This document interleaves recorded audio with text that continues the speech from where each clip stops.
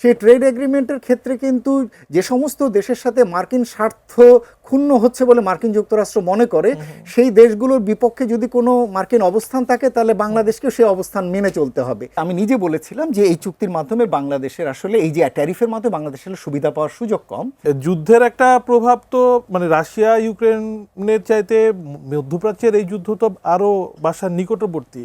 তো এই যুদ্ধ যদি 1 মাস চলে বা এখন পর্যন্ত যা চলছে, আমাদের অর্থনীতি ঠিক কোথায় দাঁড়িয়ে আছে, মানে আমরা ব্রিদিং স্পেস কতটুকু পাবো? আর প্রথম কথা হলো এই যুদ্ধটা আসলে একটা চাপিয়ে দেওয়া যুদ্ধ, এবং এই যুদ্ধের কোনোভাবে আমরা আসলে অসুবিধাভোগী হওয়ার কথা না, কিন্তু আমরা সেই যুদ্ধের এই অসুবিধার মধ্যে পড়েছি। এবং দুর্ভাগ্যজনকভাবে এইটাই দাঁড়াচ্ছে প্রতিনিয়ত সব জায়গায় যে আমরা এটাকে বাস্তবতা হিসেবে মেনে নিয়ে আমরা উপায় খুঁজছি, অথচ যারা এই যুদ্ধটা সৃষ্টি করেছে তাদের উপরে আমরা কোনো চাপ প্রয়োগ করছি না। আমরা খুঁজছি যে বিকল্প কোন উপায়ে আমাদের অর্থনীতি কীভাবে আমরা স্বস্তি দেব, এবং সেটি কিন্তু আমার তো মনে হয় যে এইভাবে স্বস্তির জায়গা খোঁজার চেয়ে বরঞ্চ যারা এই যুদ্ধের জন্য যায় তাদের উপরে একটা চাপ প্রয়োগ করা দরকার বৈশ্বিকভাবে। কিভাবে করতে পারি? এবং সেটা করবার জন্য যে সমস্ত প্ল্যাটফর্মগুলো গ্লোবালি রয়েছে, যদিও সেগুলো অকার্যকর, খুব বেশি কার্যকর না, সেটা রয়েছে, কিন্তু আমাদের মতো যারা উন্নয়নশীল দেশ, মানে বাংলাদেশের মতো উন্নয়নশীল, দক্ষিণ এশিয়ার যে দেশগুলো অথবা এশিয়ার অন্যান্য যে দেশগুলো যারা এটার ভুক্তভোগী, মূলত ভুক্তভোগীর সবচেয়ে বড় জায়গাটা হলো আমদানি নির্ভর দেশ তো আমরা, এবং আমাদের পুরো আমদানিটি করবার জন্য আমাদের রিজার্ভ ব্যবহার করতে হয়, এবং এরকম আমদানি নির্ভর দেশ মোটামুটি সবই উন্নয়নশীল দেশই কম বেশি তাকে আমদানি করতে হয়, জ্বালানি কারোরই নিজস্ব পণ্য খুব কম দেশের। সুতরাং এই দেশগুলো কিন্তু এখন প্রচণ্ডভাবে আক্রান্ত, কেননা কারোরই সেইভাবে রিজার্ভ রাখার পরিস্থিতি নেই, সবই আয় করেন ডলার, সেই ডলার দিয়ে এটা ব্যয় করে। সুতরাং এই দেশগুলোর আসলে সমন্বিতভাবে তার ভয়েস রেজ করা দরকার গ্লোবালি।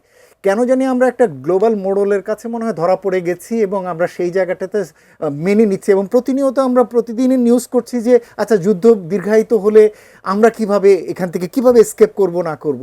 কিন্তু এই জায়গাটাতে গ্লোবালি প্রেশার দেওয়া উচিত তাদের উপরে, যেমন একটা হওয়া উচিত, যেমন অলরেডি সেই প্রেশারটা তারা বোধ করছেন, এবং যেটা আজকের নিউজ এসছে যে G7 দেশগুলো তাদের যে রিজার্ভ রয়েছে সেখান থেকে 400 মিলিয়ন ব্যারেল তারা, তাদের তো প্রত্যেকেরই স্ট্র্যাটেজিক রিজার্ভ রয়েছে, সেগুলো তারা এখন ওয়ার্ল্ড মার্কেটে তারা ছাড়বে।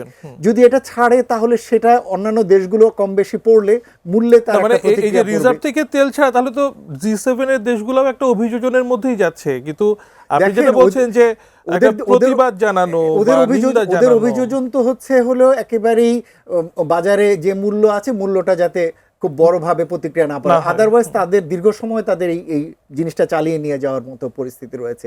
এমনকি আমরা অভ্যন্তরীণভাবেও তো এখানে অন্যান্য সময় হলে পার্শ্ববর্তী কোনো দেশে কোনো ধরনের কারণে আক্রান্ত হলে আমরা সেই দেশের হাই কমিশনারকে ডাকছি, সেই দেশের রাষ্ট্রদূতকে দেশে আমরা তাদের প্রতিবাদ জানাচ্ছি, কিন্তু আমাদের দেশে কি আমরা এটা দেখছি? এই যে একটা বড় যুদ্ধের কারণে যে দুটো পক্ষ হয়ে দাঁড়াচ্ছে, বাংলাদেশ যে এখানে একটা ভুক্তভোগী ভিকটিম, আমরা কি যে দেশগুলো এই আক্রমণের জন্য দায়ী বা যাদের জন্য দায়ী তাদের রাষ্ট্রদূতকে ডেকে আমরা আমাদের প্রতিবাদ বা আমাদের এই সংকটের কথা জানাচ্ছি? আমরা তো তা তো জানাচ্ছি না, উপরন্তু আমরা আবার হুমকির মুখে রয়েছে। আজকে দেখতে পাচ্ছি যে অর্থমন্ত্রী মহোদয় বলছেন যে আমরা মার্কিন যুক্তরাষ্ট্রের কাছ থেকে অনুমতি চাচ্ছি যে তৃতীয় দেশ থেকে যাতে আমরা জ্বালানি তেল আমদানি করতে পারি। আপনি ভাবতে পারেন যে আমরা অনুমতি চাচ্ছি, এই যে একটা পজিশন, এই সমস্ত জায়গা থেকে তো আমাদের আসলে নিজস্ব ইন্ডিপেন্ডেন্ট স্ট্যান্সগুলো আরো একটু স্ট্রং করার প্রয়োজন আছে। যেহেতু প্রসঙ্গটা আসলোই খন্দকার গোলাম মুয়াজ্জেম, মানে অর্থমন্ত্রীকে কেন তাহলে মার্কিন যুক্তরাষ্ট্রের অনুমতি নিতে হচ্ছে?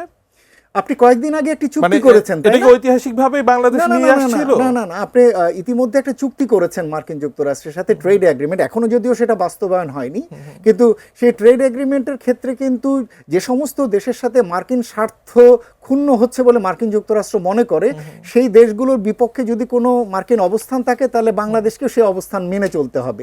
এই যে একটা পজিশন, যেটার ব্যাপারে সিপিডি থেকে আমরা কড়া আপত্তি জানিয়েছিলাম যে এই চুক্তিটি থেকে বাংলাদেশের সরে আসা দরকার, কিন্তু এই যে একটা অবস্থান সেটা তো আমাকে বড়ভাবে সরে আসা দরকার, সেই বাস্তবতা বাংলাদেশের আছে, আবারও বাস্তবতা আমি আবার বলছি বাস্তবতা রয়েছে, বাস্তবতা রয়েছে, এবং আপনি আপনার সমস্যাগুলো তাদের কাছে চিহ্নিত করুন।